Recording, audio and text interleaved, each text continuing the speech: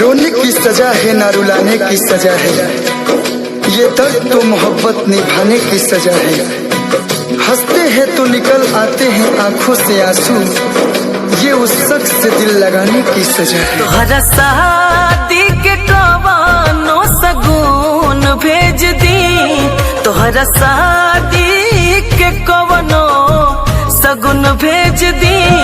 मेहंदी काम पहरता था कह खून भेज दी, मेहंदी काम पहरता था कह खून भेज दी। तोहरा शादी के कवानो सगुन भेज दी, तोहरा शादी के कवनो सगुन भेज दी। मेहंदी काम पहरता था कह खून भेज दी, मेहंदी काम पहरता था कह खून भेज दी।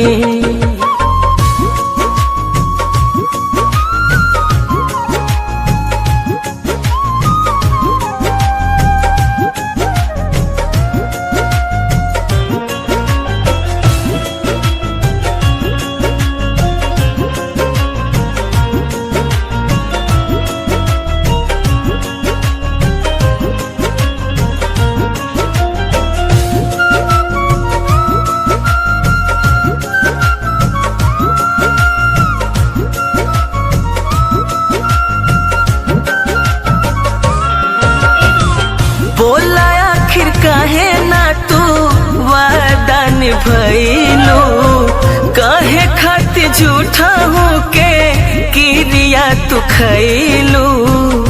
दिल का दर्द छुपाना कितना मुश्किल है, गम में मुस्कुराना कितना मुश्किल है।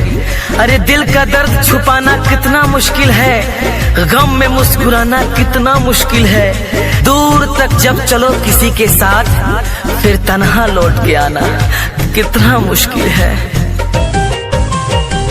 बोला आखिर काहे ना तू वादा निभैलू, काहे खातिर झूठा हूँ के किरिया तू खैलू।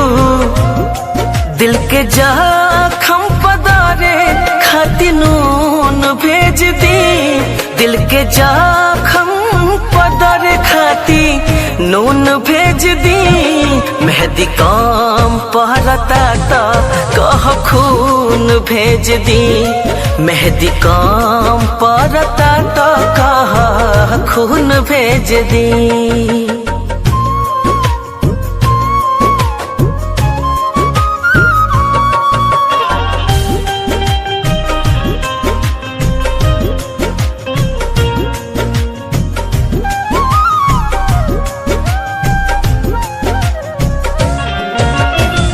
ले जाए करे जा मोर कर जवे निकाल के, कब जान याद करी हो अपना विशाल के। टूटा हो दिल तो दुख होता है, करके मोहब्बत किसी से ये दिल रोता है।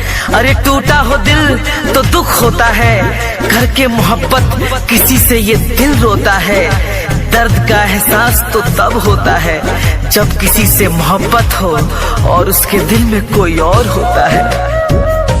हो ले जाए करे जा मोर कर जवे निकाल के, कब जान याद करी हो अपना विशाल के।